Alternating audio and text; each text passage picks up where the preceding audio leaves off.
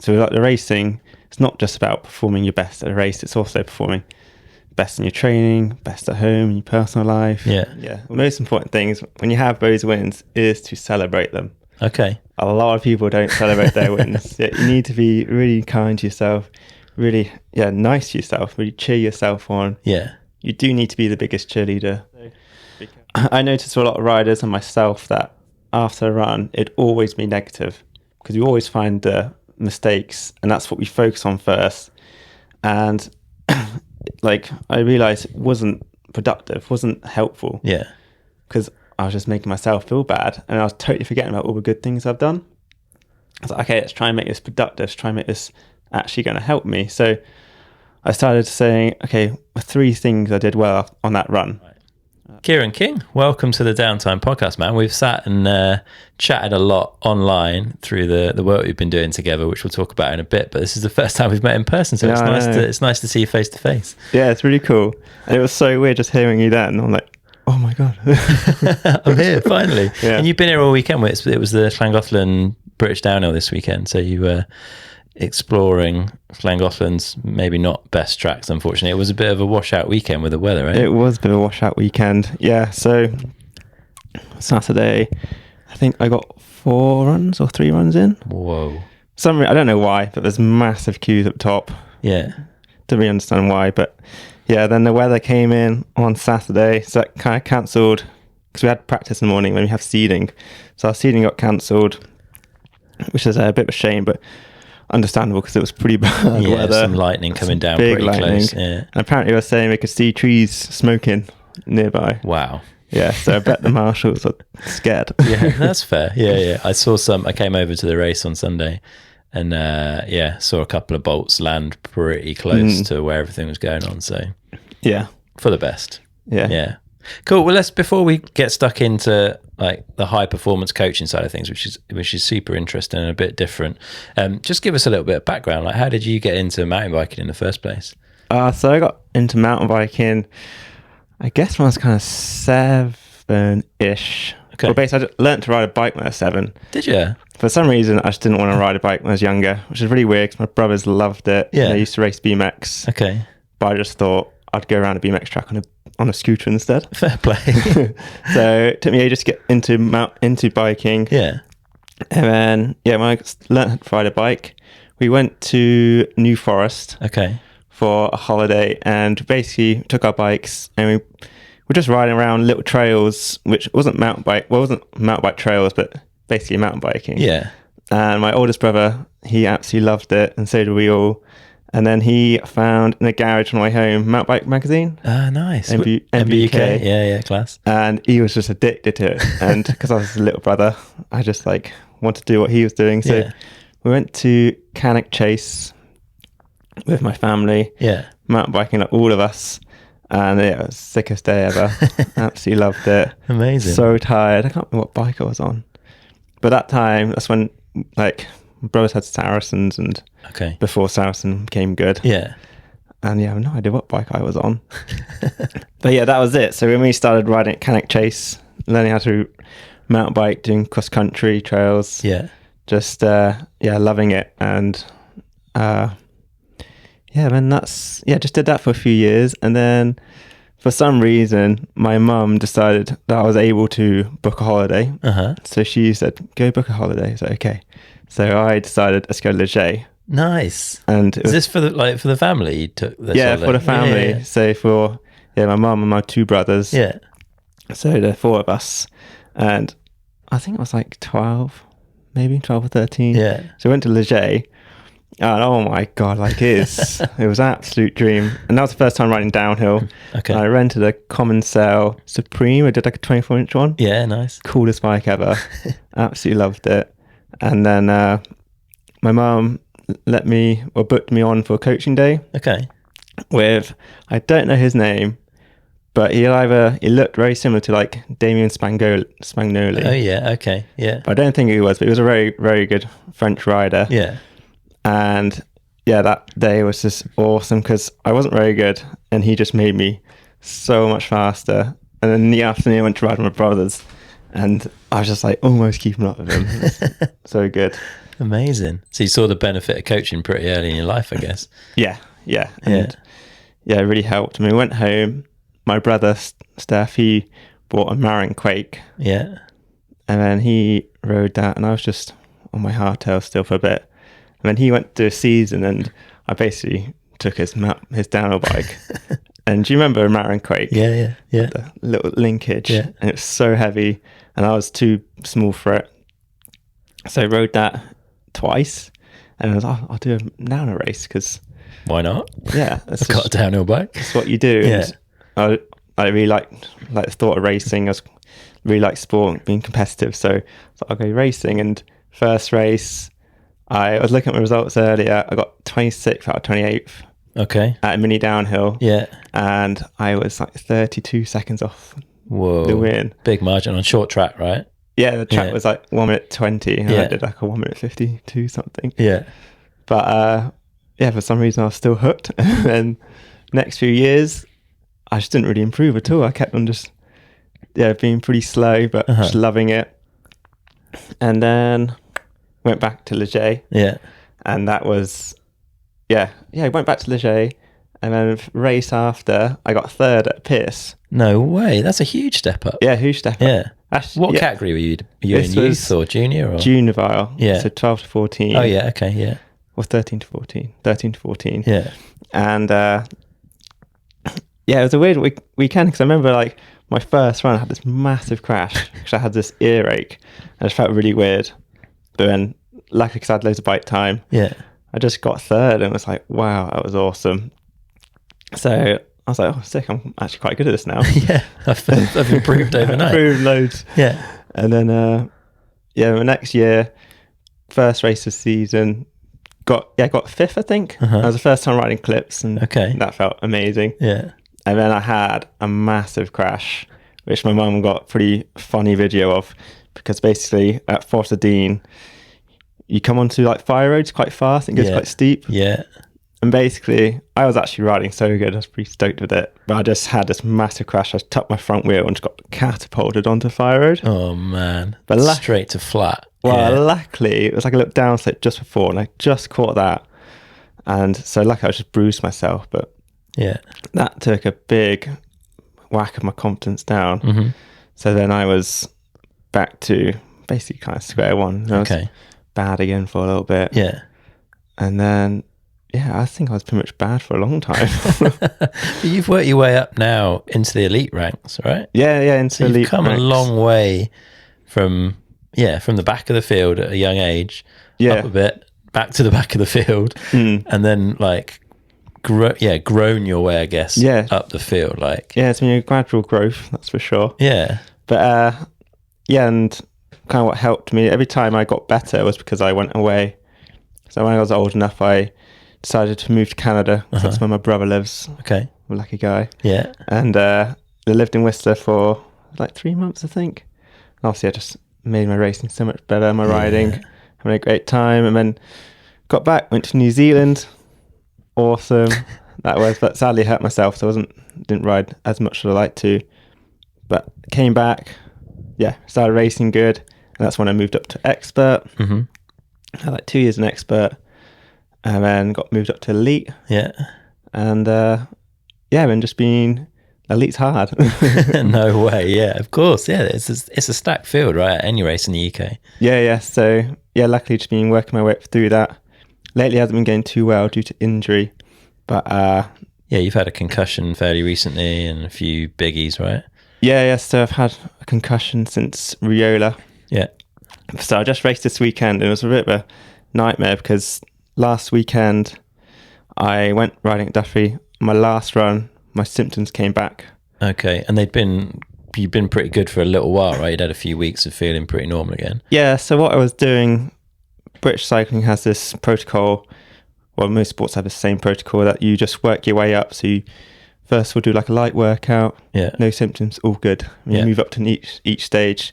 And I was at the last stage of going to ride downhill. So I was riding trail bikes. Yeah. And then obviously downhill is just so intense. Yeah, it's another kettle of fish in it on top of a trail bike ride. Yeah, definitely. And then brought back symptoms. I was like, oh no. And then just went back home, relaxed, tried to do everything I could to help myself, but also had a bit of a head cold, which basically was like kind of masking it. Yeah. Or making me think it was symptoms. Yeah. So I came to this race literally having no idea if I could ride or not. Yeah. Because I had these head cold symptoms. So each run was just literally, oh, how am I feeling? Am I okay? Oh yeah, okay, not too bad. And sadly didn't get much riding at all. So I really needed more bike time to get into my racing, to my riding. So when it came to my actual race run, I was like, oh, I'm not going fast. But luckily, I didn't do a good race run at all. I didn't go fast. Like, my results weren't very good, but considering how I was riding, my race one was really good. Okay. It was like, oh, I'm feeling like myself again. Yeah, that's a massive relief, right? Because it's been a good few months that you've been struggling with this concussion, right? It's not been an easy one. No, not been an easy one. So that was like, sweet. Can't wait for my race run now. So that was my seeding run. Then when the thunderstorms came, and it got cancelled. It was a bit of a shame, but also I'm healthy, so now I can get practicing and get ready for national champs and then the rest of the season. Good stuff, man. Yeah, it's good that you're back on form. So we're here to talk about like high performance coaching and your view on that. How did you discover high performance coaching in the first place? So I discovered it, as you heard, like when I was younger, I struggled mentally, mindset that held me back massively. Like that one crash literally affected years and years. And so I knew it was a bit of a weakness of mine, and then discovered that was my mum mentioned a hypnotherapist near where I lived. Yeah. Who turned out actually he was trained to be a high performance coach at the same time. So I went to see him. He just blew me away. It was so interesting, and it helped me massively just from one session. He gave me loads of things to do. So I went away, read some books, just applied everything he taught me, and I was just feeling the best I've ever felt. Okay. I was so much more confident, happy, more energized. Yeah. I was like, oh, this is cool. This is something I'm really interested in. And I think that was in 2019. So when I went to the first race, and I was being a bit injured, so I didn't get much riding in, so I wasn't prepared. Yeah. And then the first race, practice I didn't feel that fast. And then just for my race run, I decided to slam my hand in the door. Oh, man. I was like, this is not good. Luckily, I could ride. So I got to the top, and I was just going through everything he taught me, and I was at the top. I was like, this is the best I've ever felt for a race run. Yeah. This is sick. Despite things not going your way in the lead up, right? Yeah. Yeah. I was like, oh, cool. This is literally because of my mindset. Yeah. My mental approach to it. Yeah. Awesome. And then I got fourth, my first elite race at a Pierce race. Yeah. I was like, wow, this is cool. Yeah. And then I saw him again, worked on a few more things. And then I can't quite remember how my season went, but I'm sure it went pretty well. Yeah. Got better and better. And remember next year, he set up his high performance coaching, and then I was a part of his group coaching. Okay. Yeah. Which was really, really good, because obviously he was coaching us, but also I was working with like business people, athletes, and all sorts, and learnt so much from them, and basically, applied everything he was telling me. And since then, as you can see, my results have just gotten better. Yeah. I've gotten happier, more confident, more energized, and it's just been mind-blowing. It's been reading more and more about it. It's become like a big passion of mine, basically. Yeah, nice. So what made you decide to try and like combine, I guess, two of your passions, like the high performance coaching side of things and the mountain biking side of things? Because that's the sort of service that you've pulled together with Peaking, right? Yeah. So the reason I decided it, because I knew how important it was, and I could see no one was really doing it, and I knew how much it helped me. And also my coach, he was kind of encouraging me, like, come on, you can do it, because it was a bit of an idea of mine. Yeah. I was like, yeah, let's do it. But I was thinking, well, I'm pretty young, I can't do this just yet. But then I obviously had a word myself, and I was in Germany racing, and I was like, I'm just going to do it. So I was booked on to do my certification. Yeah.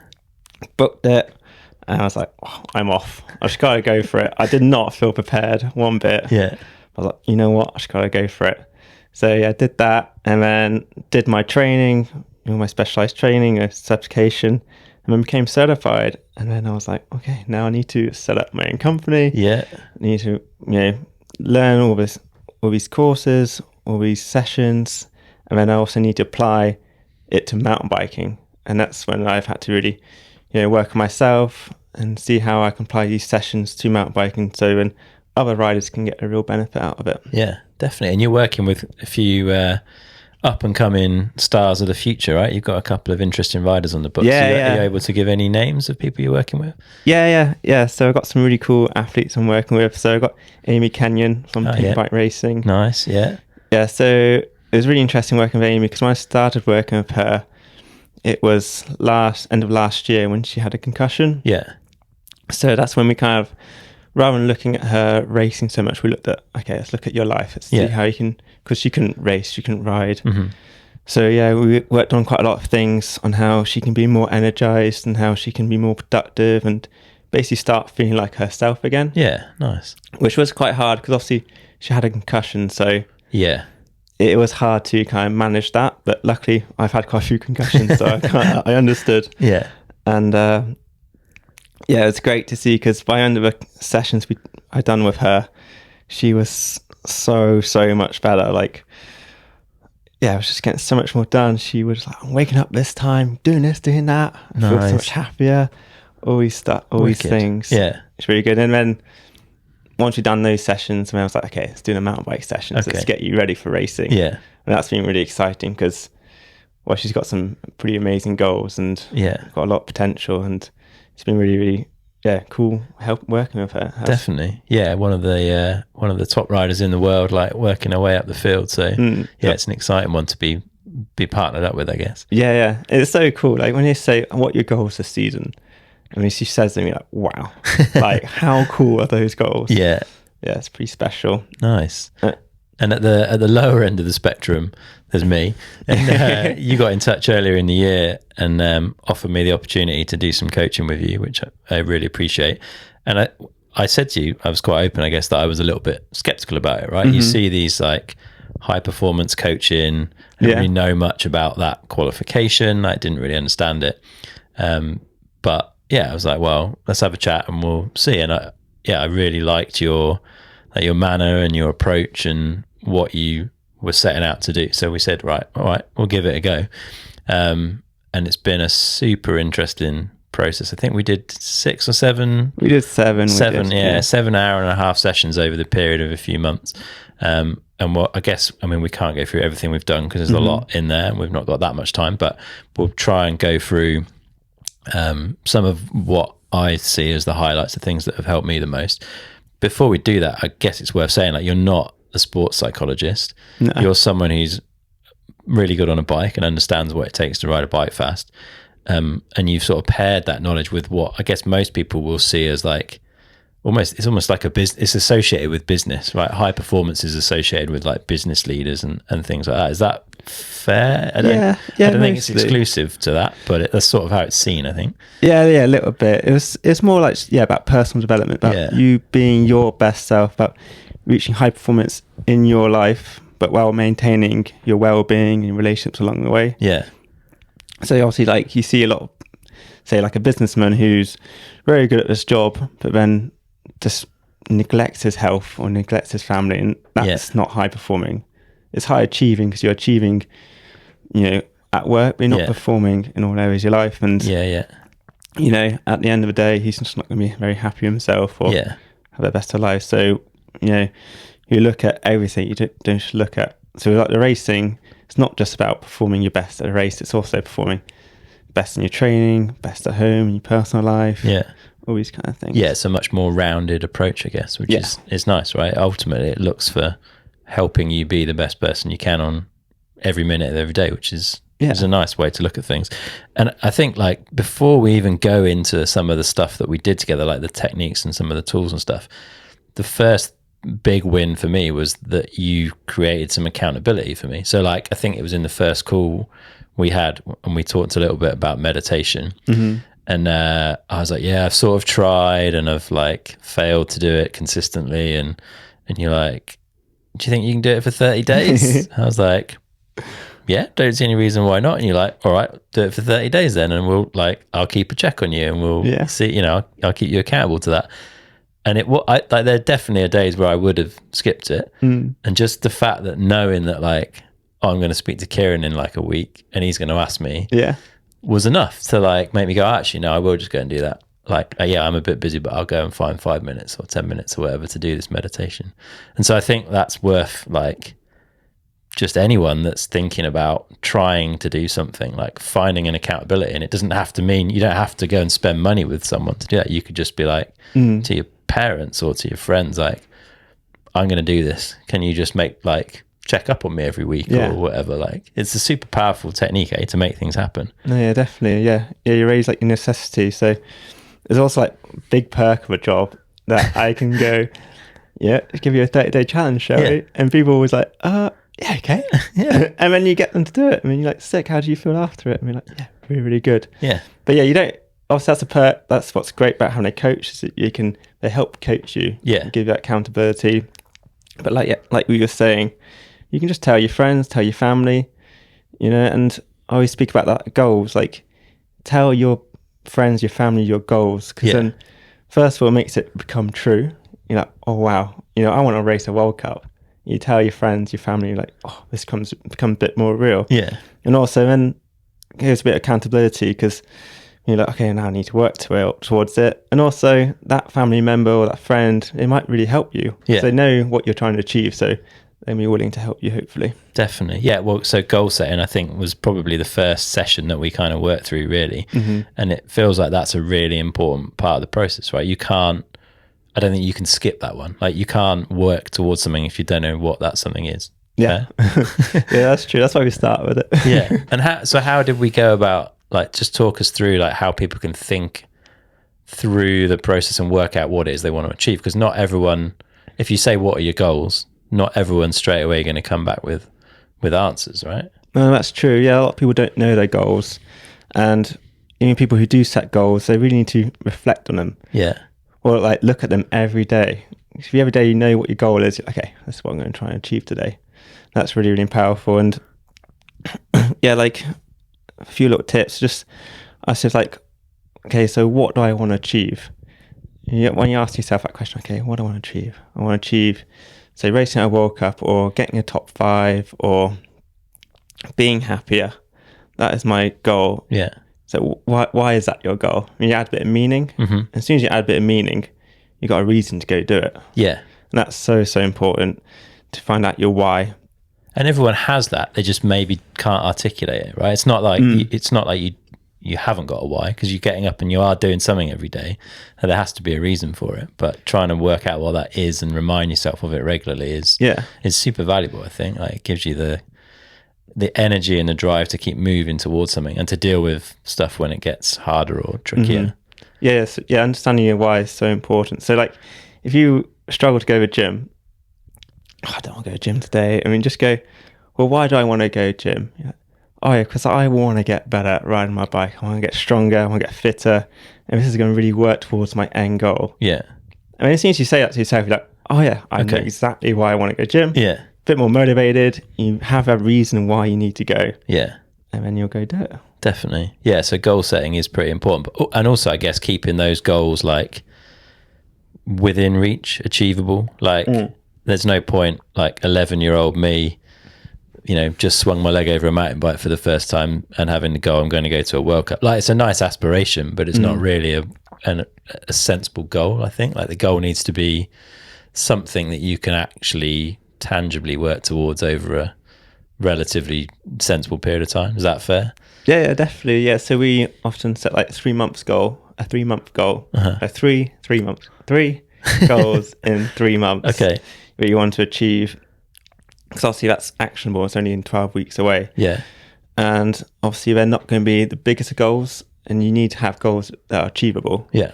So, obviously big goals are great to have in the future, but you need goals on the way. So like stepping stones. Yeah. And they build confidence.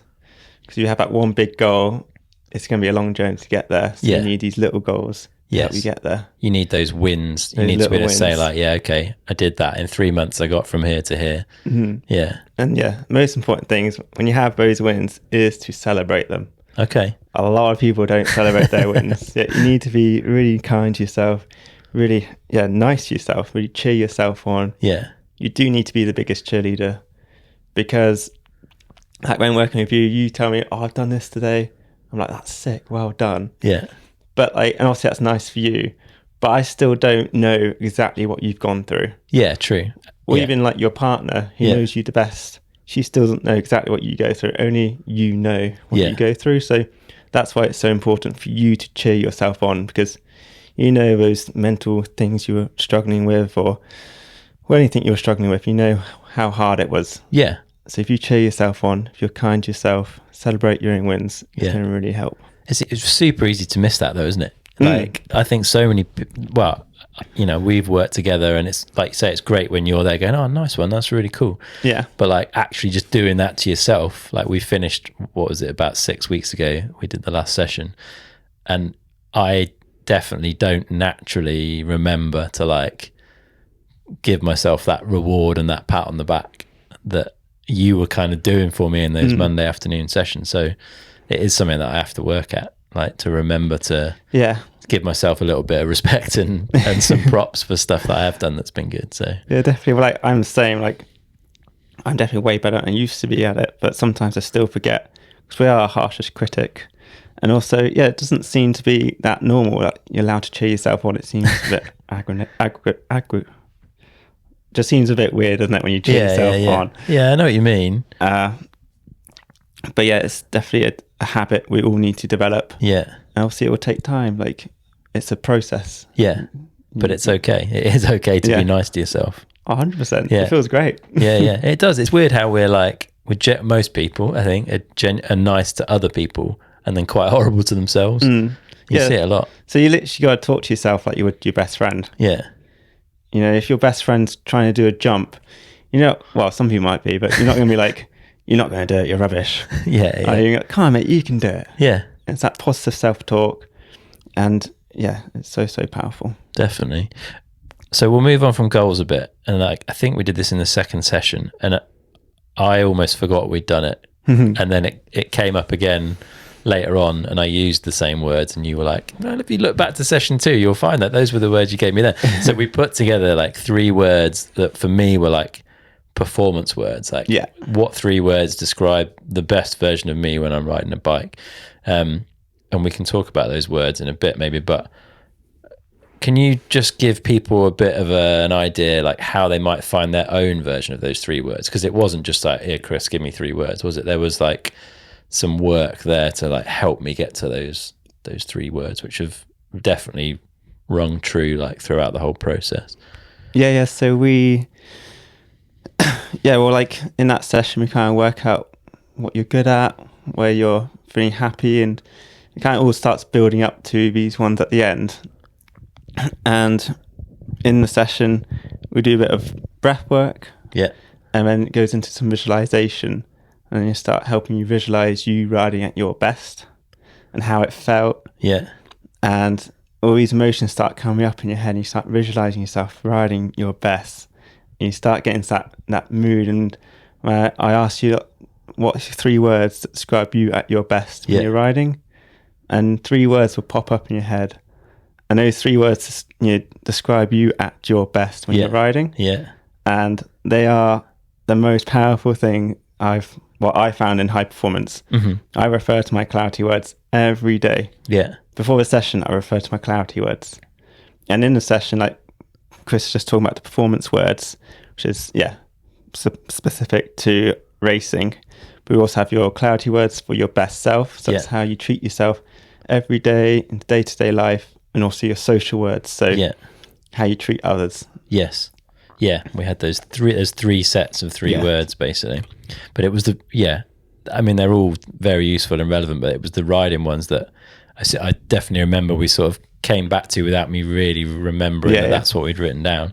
And now they have become a bit more embedded, now that I've realized kind of how they were already embedded, because I could get to them every time, but I could never remember that we'd written them down. It's kind of weird. So we ended up with confident, relaxed, and happy. Yeah. Were like the three things for me personally that like help me ride a bike well when I'm feeling those three things. And those probably resonate with quite a lot of people. I'm sure that's not, it's not a bad list for anyone, but no. encourage people to try and find their own as well.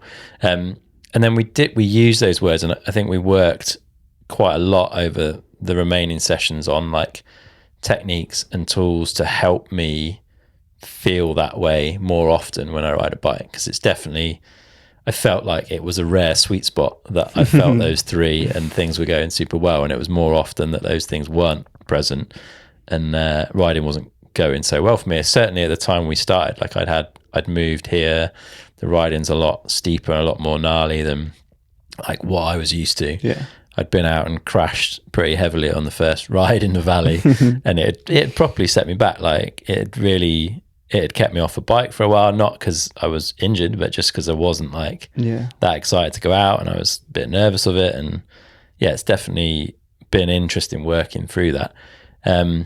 So yeah, maybe if we start with like the confidence side of things.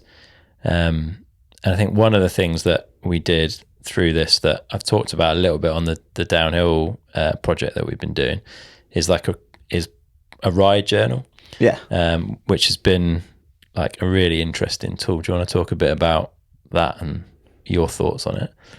Yeah. So, I set Chris the challenge to journal every morning and every evening, and then just for his day-to-day life, but also for his riding and racing.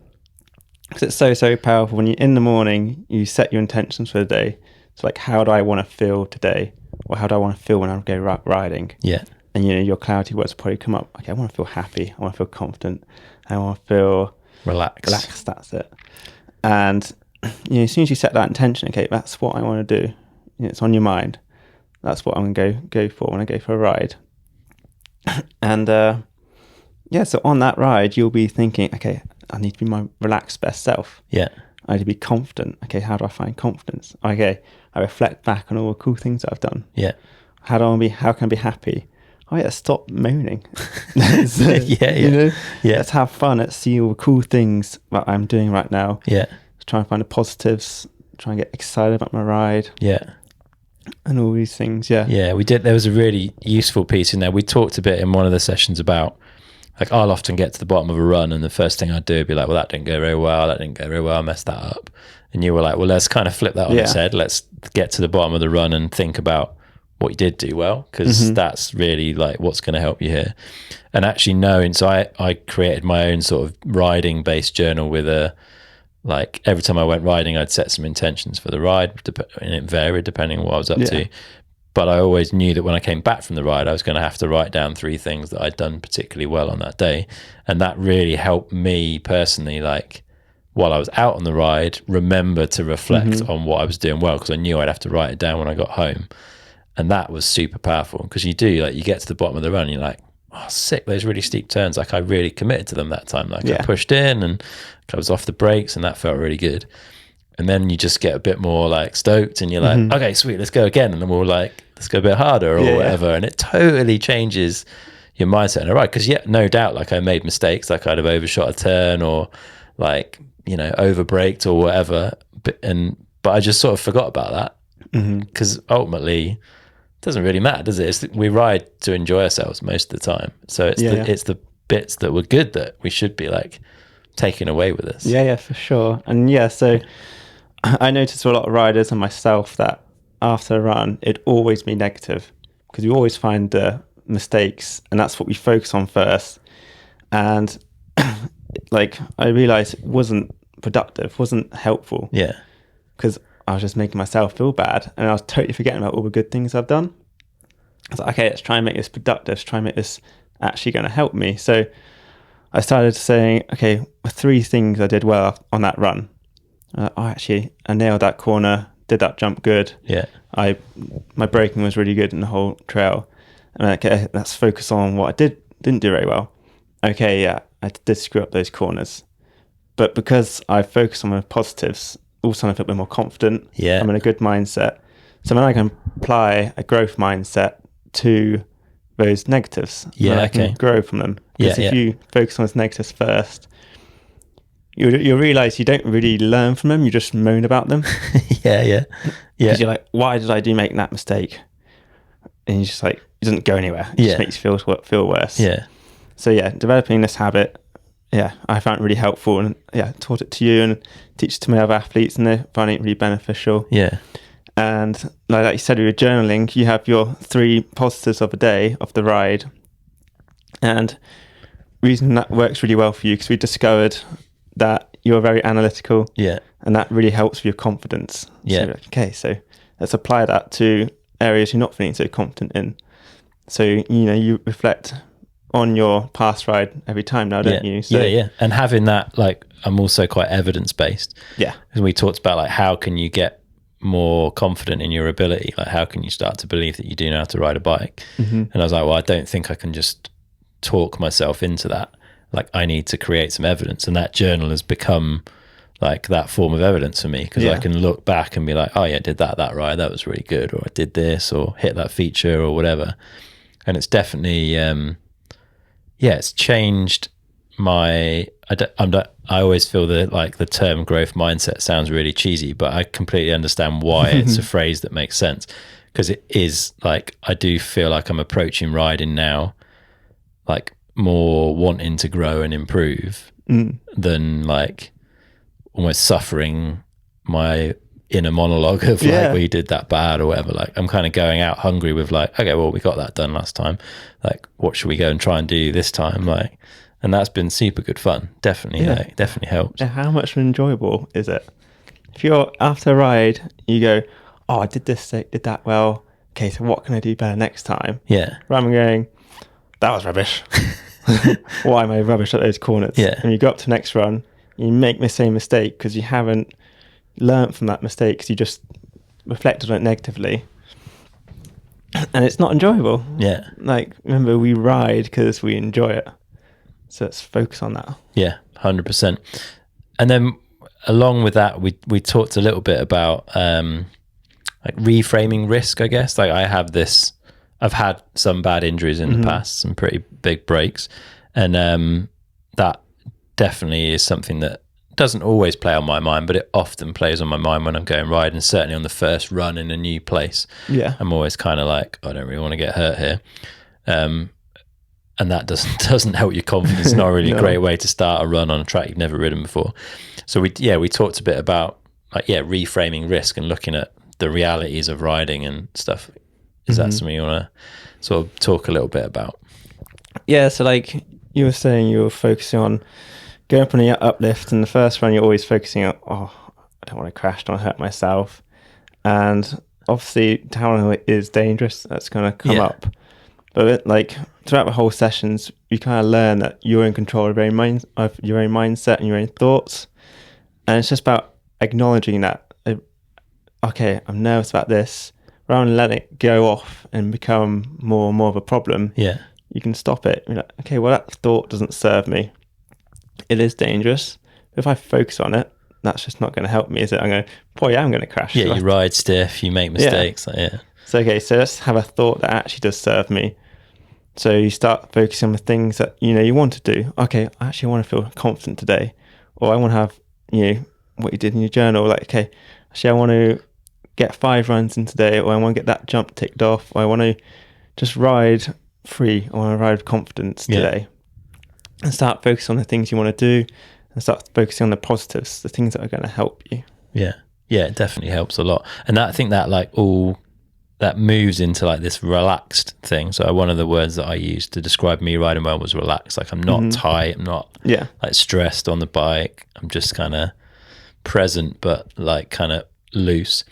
I think part of that is a byproduct of confidence. Like, if you feel confident, you tend to relax a bit more. So the two link in that respect. But one of the things we put in place, which I think helps on the relaxation side of things, was a trigger, like at the start of a run, basically. So we said, like, when you press the dropper remote to drop the saddle at the start of the run, like, that's your trigger to think about, like, okay, let's slow the breathing down, let's take a few deep breaths, let's just have a little look around and, like, appreciate where we are and what we're doing and how much fun this is. And that's definitely, again, it's just like, it's just a reminder, I think, like to drop into a run with a different state of mind, because it's very easy to be at the top and be like, oh, I'm worried about this little section, or there's a feature coming up that's particularly challenging, or whatever it happens to be, and it's just like it takes away from the enjoyment, it takes away from your ability to ride well. It probably adds risk as well, like because you're riding with a focus on something else. So it's, having that little trigger, I think, was pretty helpful. Is that something that you work with quite a lot of people on that side of things? So triggers are so important, and they're really cool because they're basically things that trigger your brain to think in a certain way. So with mountain biking, like we discovered a cool little trigger for you was dropping your seat post, because that's kind of refers to that feeling of just dropping all negative thoughts and like releasing from those negative thoughts. So like other triggers could be putting your goggles on. That's a cool one, because you put those goggles on, it's like, okay, race time, or it's like, okay, let's be my best self now. Or it could be putting your drop post up as you're climbing, or it could be just doing something with your hands, like doing a little habit with your hands, rolling backwards and forwards, or maybe clipping in. Okay, I want to be my best self now. My right mindset, what I want to focus on. Or doing your helmet up. Basically, like anyone can have a trigger that works for them. It could be something really random, but if it works for you, go for it. Yeah, nice. And then the last one for me was happy. Like I'm happy when I'm riding well, because there's an enjoyment in it, and that's ultimately like why all of us got into this sport. We didn't get into it because we like being scared or like getting really nervous about features. We got into it because it makes us happy and we enjoy riding bikes. So we've talked, I guess, over the sessions like quite a bit about how to improve the potential of enjoying ourselves, right? Yeah, and best way to do that is to be intentional with it. Is to be, okay, how can I enjoy my run today? How can I find excitement in this run? And this is, like a lot of people just kind of leave it up to chance. They just go into a run without really having an intention of like, okay, I want to have fun, or I want to go fast. And like, I always, like when people do this, is especially when they're sectioning something. They're sectioning a corner, it's like, okay, I want to roost that corner as hard as I can. And what do? They go up to it and just roost it as hard as they can. And they have a great time, they have that intention, and they achieve it. So why not apply that to your whole run? So so like for you, okay, how can I be happy on this run? That's my intention. Okay, so how can I find enjoyment on this run? And this is really important when you're not enjoying yourself, when you're not feeling like you're riding well, you're being negative, or you're not enjoying the track. Like what we said earlier, focusing on the positives rather than negatives. So people would ride a track and it's rubbish track, moaning about it. And once again, is that serving you? And you're like, actually, no, it's not serving me at all. Okay, so how can you find enjoyment on this track? Or actually, there's a really cool jump on that track. Or actually, maybe if I just ride really well, I will enjoy this track. Okay, so set that as your intention.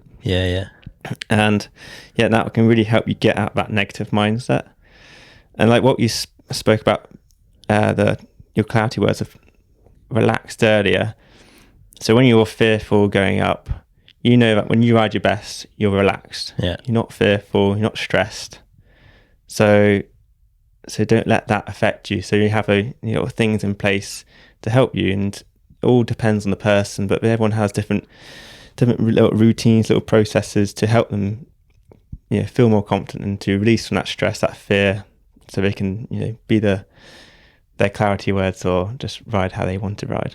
Definitely. And like having an intention when you set off to have fun on a run is really cool, because you're like thinking about maybe little jazzy lines you could take here and there, or like some little, I don't know, bank you could shred up, or like a little jump you could do something goofy on, or whatever. And it doesn't take much.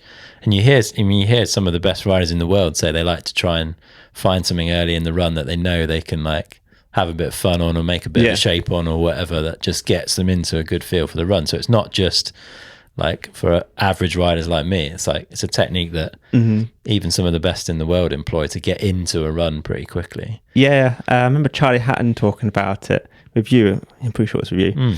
He was saying, I think that's what thing he found most helpful with is that he decided to start setting his intention for each run. So what do I want to get out of this run? Basically, so that, if you want to improve your mountain biking, okay, on this run, I want to improve my braking. So that's your intention. I'm going to focus on braking. And that's my focus. So you go on that intention, okay, I'm just going to work on my braking.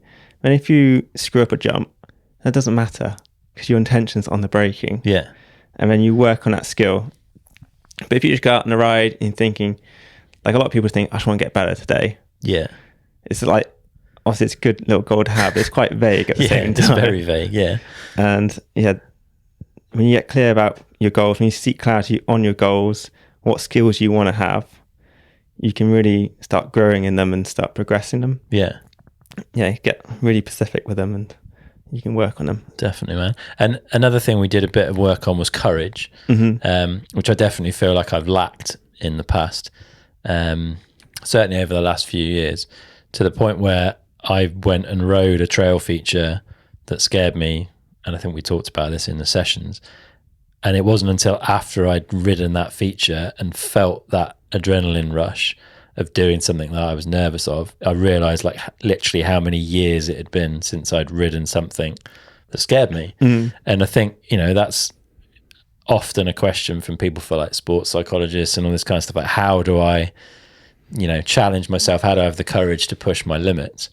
And you had like, quite a nice sort of few steps to work through that, of like having a process which involved like breathing or visualization or whatever, some almost distraction techniques to like help you kind of get back to why you're there and the present moment, and then that rationalization, like what could actually go wrong here, like what's the evidence do I have that this is actually going to be an issue, like have I seen other people ride, does it look okay, like all this kind of stuff. Can you talk us through a little bit those like steps to conquering some of that fear and riding with a bit more courage? So like 3 steps. So like you said, you had your process, so you can like boss the fear.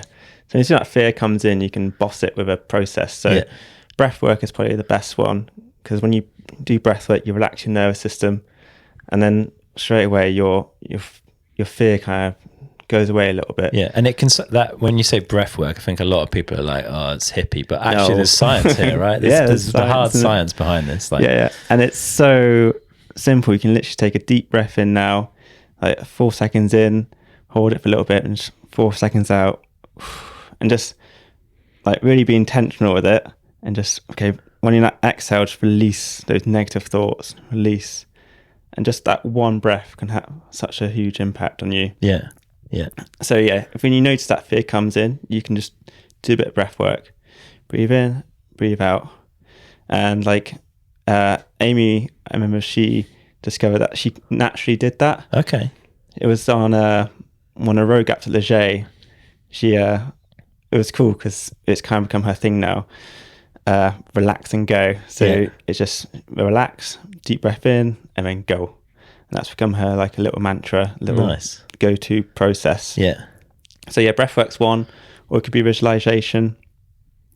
So for me, I quite often, if I want to do a line or something, I find it quite natural that I'll just think of negatives. You'll see it go wrong. And then I'm just like boss it with some visualization of me actually doing it right. Or a funny little thing I do is when a negative thought comes in, I just breathe out my nose, as in breathing out that negative thought. So I go, and then I replace it with a positive thought. So it could be, I'm going to crash on this jump.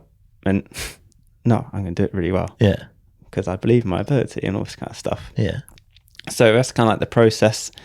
And then you have distract yourself. So like you said, you bring yourself back to that present moment. So you might be thinking about that line down the track and you're getting a bit fearful about it. And you're like, okay, let's just distract myself from it. Let's bring myself back to the present moment. And you can maybe use a bit of gratitude. Like, oh, wow, look how cool this place is I'm in. And bring yourself back to that present moment so you're not thinking about it. Or a thing you found worked for you was just to, rather than think about it, you distract yourself by just doing it. Just get on with it. Or just if you're watching something, just remove yourself from it. Yeah. And yeah, like I hate watching people ride. It scares me. Yeah, you were saying you were if there's a section of track that's like causing issues, you don't like to stop there because you know you're going to see people crash on it. Yeah. So, well, sadly, I do have to stop to look to work up the lines. Yeah. But yeah, I give myself a little time limit and just really try to be neutral in my thinking. So if I see someone crash, they've crashed doesn't mean I'm going to crash. Yeah. But yeah, that takes some work. That's what. Yeah. And then so that's distraction. That's really important for performance. So performance anxiety, to distract yourself, that can really help. So I remember Josh Bryson, he would always talk about, he'd always just have a laugh, and you see like people having a laugh, that just helps them distract themselves from those nerves. Yeah, you see like Amory and Tebow doing it at the top of World Cups, like just messing about in front of the camera and stuff. Like I'm sure part of that just helps them forget what it is they've got coming up, right? Yeah, definitely. Yeah. And then you've got your process, distract yourself, and rationalize. And we discovered this is what you probably prefer the most because, like you said, you like evidence. So you can rationalize it. So if you're scared about doing a jump, you can go, let's look at the evidence. Yeah. Actually, I've done jumps this big, or I've jumped bigger, or I've done every jump up to this size, done them well. I was nervous back then, overcame that fear. I got stronger, I got better. Yeah. So why not? Can't I apply this to this jump? Yeah, definitely. Yeah, and because that's a really hard thing to do because when you're looking at a jump, it's very hard to be rational. Yeah, for sure. That fear response is in. Yeah, and that's when, maybe if you're walking a track or you're riding with someone, ask someone what they think about it because you might hear their different perspective. Yeah. And if you don't have someone with you, just ask yourself, okay, so how can I look at this in a different perspective? Yeah. And then that will hopefully show you the answer. For sure, yeah. And it was cool to for me to overcome that, like I said, and go back and ride something that scared me, to get that buzz and that feeling and to realize that I'd missed it for so long was cool. Like it was good that you kind of unlocked that for me and got me back to being able to just push a little bit. Doesn't mean I'm taking any more risk than normal. It just means I'm thinking about that risk differently to a point that enables me to actually go and execute on a few things. Like I'm not going crazy. I'm not going to race hardline. You know what I mean? But it's just stuff that in my heart of hearts I knew I could ride, but wasn't for various reasons. I'm now doing, and that's it's a really nice way to feel. That belief in your ability because you rationalised it. You had this evidence to prove to yourself, I can do this. Yeah. Well, yeah. Even if I can't, I'm going to try. Yeah. Because I've been in this kind of situation before. I'm sure I can work it out. Definitely, man. Yeah, so thanks for that. That was cool. One of the sessions we looked at, which I think a lot of people sort of, again, associate with in a business and work context is productivity. And I think actually it's a massive barrier for a lot of people. Like it might be stopping them from riding or stopping them from training. Yeah. Like actually being productive and having a high performance approach in that can free up time to do some more of the stuff that you love and maybe less of the stuff that you don't, or at least getting the stuff you don't love done quicker. So yeah, I wanted to pick up maybe on a few of the things that I thought were pretty interesting from that. One of the things that was really simple but actually quite effective was the way that you start your day.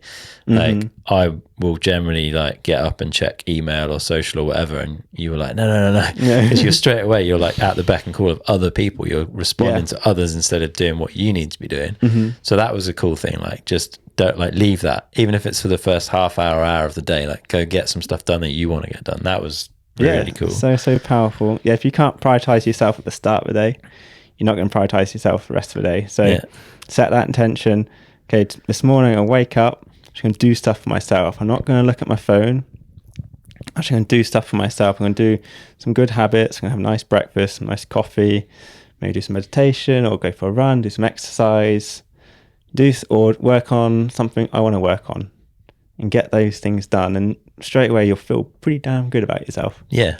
Definitely. It definitely helps. Yeah, it does change the way you approach the rest of the day for sure. And then just being a bit more planned in my day as well.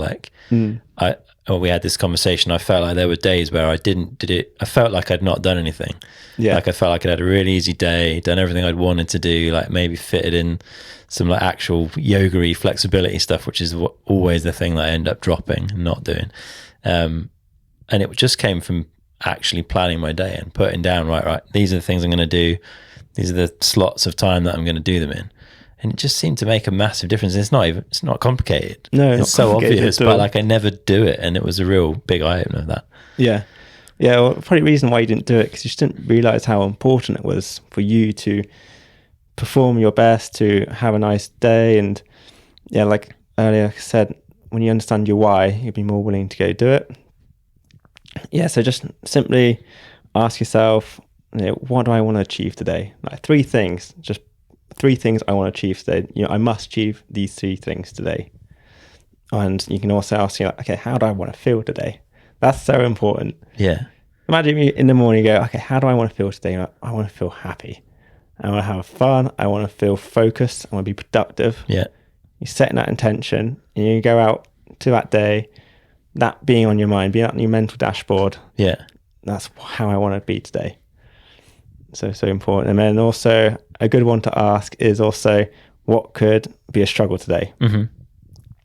Because quite often there'll be a struggle in your day. And you can see it coming as well. Like you generally know what's going to be the crux of the day, I guess. Yeah, so you don't know how you're going to be. So when you ask yourself in the morning, you're in a good mindset because you're not panicked or fearful at that time. So, and you ask yourself, so what can be a struggle today, and how can my best self deal with it? Yeah. And you set yourself a little plan. So when you get to that thing, you're like, oh yeah, I deal with it in a calm, relaxed manner. Yeah. You're expecting it and you know how you want to approach it. Yeah. Yeah. And obviously, this is a question. So in my sessions, I also give them a race day planner, or like a riding / race day planner. And yeah, this is one of my questions. So what could be a struggle today? Or, so what was mine on the weekend? What could be a struggle of mine today? It was just because obviously my concussion was a bit unknown. Yeah.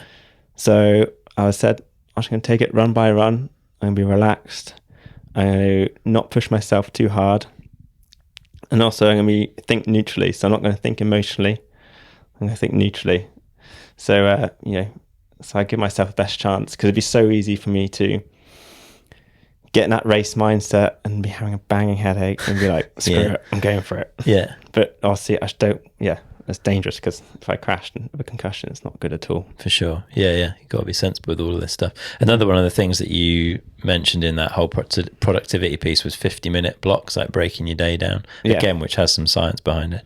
Yeah. So 50 minutes and then a 10-minute, well, it's up to you really, but 50-minute block and then a 5 to 10 minute rest. Mm-hmm. So it's 50 minutes, you're going to work hard, no distractions, and just go, okay, I'm going to work on this. I'm going to work on doing this project I really want to do. And then as soon as that 50 minutes up, just release. So you do release meditation, and don't worry, it's not super complicated. It's just literally some deep breaths again. On every exhale, just go release, and you're releasing all negative thoughts, all stress, all tension throughout your day. And then you go, okay, what's my intention now? How do I want to work for the next 50 minutes? Okay, I want to do this. I'm going to be productive. I'm going to be focused. Yeah. Or it doesn't have to be about work, it can also be about training. Okay, I'm going to go training now. What is my intention? I'm going to train hard. I'm going to not be distracted. I'm going to put all my effort in. And then at the end of it, I'm going to be pretty proud of myself. And I'm going to give myself some loving for it. Some high fives. Yeah, definitely, man. Definitely. Yeah, all of this stuff has been super valuable, to be fair. Like, it's an ongoing challenge, I would say, to like do all of it. Mm-hmm. And it's definitely not an overnight fix. No, not at all. And I think it relies on like a lot of work from the individual. It's not like you go to 6 sessions with you and it's all fixed overnight. I think you provide the insight and the tools, and help the person like see where some of the issues are and where some of the positives are, and give ways of working on it. But then the work's really down to the individual. I think there's a lot of hours of constantly like going back to your notes, reminding yourself of the words, like trying to embed some of these habits. I think that's what people should understand. It's not there's no magic bullet for this stuff. No, it is personal development. And if you want to improve, obviously sessions with me would be really good. because I help you discover what you need to do. Yeah. And if you are struggling, I help, guide you a little bit. But it's mostly about what works for you, because what works for me doesn't always work for you. So help you discover, and it's about decision making. So I might tell you, do this for the next 30 days, or how can you action this? And you're like, oh yeah, how can I action this goal? Okay, I'm going to do this. And then it's about performance improvement. So when you start seeing performance improvement, and then when it turns into better living. So then it's just applying it to all your life. Definitely. And when it becomes easier when you see those improvements, right? When you have a week where you're like, I got so much done and it felt easy, or like I rode really well and I really enjoyed it. Yeah. Got a buzz from it, like got excited about hitting stuff or whatever. That makes it a lot easier. But again, then you almost get comfortable and then you start forgetting to do some of this stuff. Yeah. So there's this ongoing process, like to and fro in it. I think for me anyway, like I definitely I pick up good habits. I benefit from those good habits, and then I forget what it was I was doing to make the good things happen, and then they gradually drift away. Yeah. And so you have to keep coming back. But having the notes from our sessions has definitely helped me catch back on some of that stuff. Yeah, and you also get worksheets, so you can always refer back to those worksheets or do them again, or you can just contact me for more sessions, or just talk to me. Yeah, you can always just talk to me and I can help you. But yeah, what I'm trying to coach is like high performance living. Like it's about how you can apply this to your racing, to your riding, all parts of your life, and how you can take it on to everything. It's it's like kind of like a way of life. It's 100%. It's not like ultimately it was focused around riding and hinges around riding for me, but it's way bigger than that. Like it's a way to live kind of happier, more effective, more fulfilled, I think, which is surely everyone's kind of key for that, right? Well, so that's what my sessions are. They're designed for mountain bikers. So that's what I focus on, because you want to be riding your best, or you want to be performing your best at the races. So that's what the focus is. Yeah. But it's come from sessions about performing in all areas of your life. Yeah. And there's a lot of key aspects which just come up in all aspects of life, all aspects of sport, all aspects of business. And I've just applied all that to my own knowledge of racing, my own knowledge of high performance, and applied it to these 6 sessions. Nice. Are you enjoying doing it? Oh, it's awesome. I absolutely love it. Like, it's so cool. Like, when you tell me, I've done this today, I'm feeling so much better. Like, it puts such a big smile on my face. Or like my other riders, so like Archie Townsend, Alfie Hemming, Will Savory, Lewis Carr, they were all at the World Cups, and I was so stoked watching them. Like, it was so cool, because I haven't been working with them too long, but also Nina Cameron as well. So I've been watching them on the World Cups, because they're all junior riders apart from Lewis. He's elite, and I was so buzzed. And it was so cool because Archie, Alfie and Will, they're all friends, and they all come from Devon. So I'm from Devon, so I know him from local riding. And my friend Jay Williamson, who's a mountain bike coach for skill development and stuff, he's coached them from they were like 12. No, nice. So I thought it was cool, but for him it must have been like such a special moment seeing those guys. And he did like a little video of them when they were 12, all little young ones, and now they're absolutely flying at a World Cup. It's so cool. And it's super cool. Really excited to see what those boys can do the rest of the season. Wicked. Nice one, man. Well, we should start wrapping up. So we're going to ask you our final 4 questions that we've asked everyone. The first of those, if our listeners had £150 to spend to improve their performance on a bike, and they couldn't spend it with you and peaking high performance, what would you recommend they go spend it on? I would definitely say, some sort of coaching. Okay. 100%. I found it really beneficial for my riding. And I'm wanting to get some skills coaching again, because I can always get better. 100%. You never complete. Even Amri Piron can get better. Or Greg Minnar, they all can get better. Definitely. So that's definitely that, I think. I think maybe, or just if you can't on that, just uplift bike time. Yeah, bike time. That's always something I've lacked in, and just some more bike time would be good. You'd get 3 days for the 150 quid on the somewhere like Dovey. So 3 days for a bit of intention. Yeah. Some goals. you can go a long way. Definitely, man. All right, next one. If you could wind back the clock and sit down with yourself age 16, what advice would you give him? Oh, I reckon I would tell myself to probably just believe myself. And like I had a weird thing, like because I wasn't very good, I would always like my dad would be like, why aren't you doing what the pros are doing? And I was just I had this weird belief, like, well, because I'm not them, I shouldn't be doing what they're doing. Right. And I think I thought if I would be doing that, I'd be like faking it. But in reality, we're doing it for a reason. And it's going to make it better. Yeah. And so maybe just, maybe listen to my dad a bit more. And I think just, to have more, understand that I'm in control of my mind. I can generate the feelings I want, the thoughts I want. And I think just to try hard. Yeah. I don't think I've always been motivated, but I don't think I had the clarity on what I wanted to do. Okay. Didn't have that direction, that focus. Yeah. And I think just, have that focus and just to try my hardest. Yeah. Really make the most of it. Nice. Make every day a good day. Like it. Sounds good. All right, third one. If you could have a coaching session from anyone, past or present, and you're obviously a big proponent of coaching, who would it be and what would you want to learn from them? So with high performance stuff, I would say, so I was Dr. Steve Peters. Okay, yeah, British cycling fame. It's a chimp model. It's so impressive, and I'm learning more and more about it, and just, so interesting. Yeah. And then also Cameron Merrifield Cameron Norsworthy. Okay. So he's like a coach. He might be a professor in flow.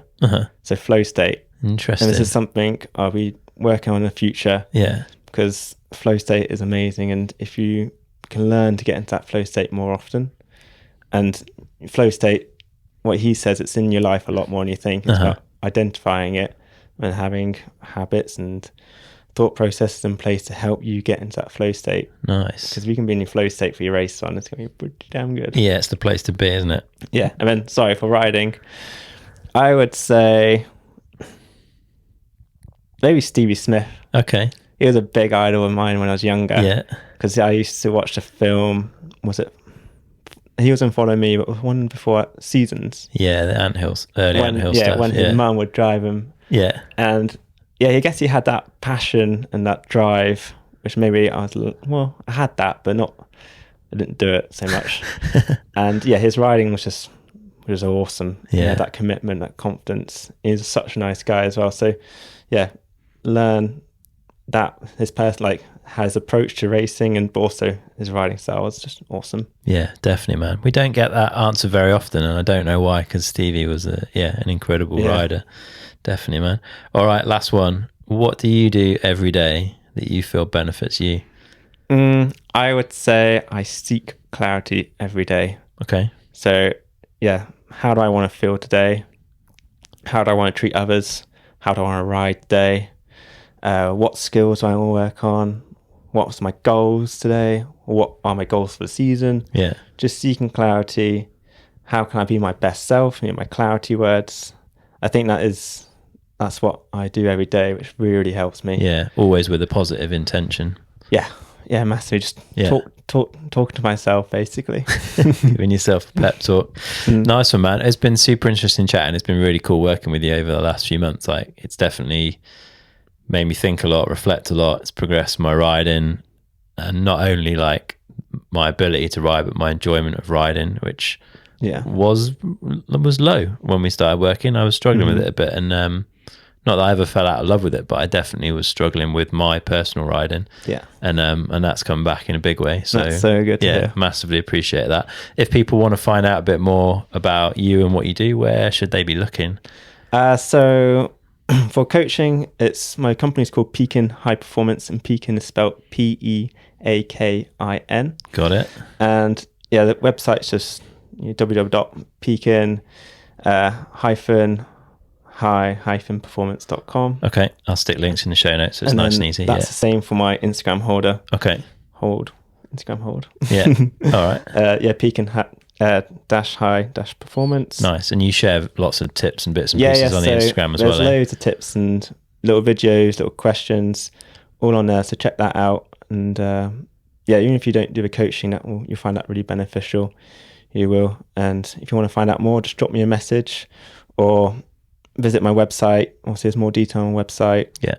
And then obviously my own racing, my name's just Ciaran King. It's spelled Ciaran. I think my Instagram holder is Ciaran King 12. Okay. And you can find out all about my racing and see how I get on, really. Nice one, man. Well, I hope the rest of the season goes well. I hope that concussion stays away and you stay healthy for the rest of the year. I'll be keeping an eye, and I'll see you at National Champs in a couple of weeks as well. We'll both be racing together. No, that'd be good. Yeah. Hopefully my concussion will stay away. Hoping to get some good training in from now onwards. And you'll see me. I'll be in. If anyone coming to the next race, I have a little poster board for Peak and High Performance one, and also my main sponsor's Works. So you'll see my big Works Hydro Shot gazebo. Nice. And if I'm in there, I might have a wash my bike or in there.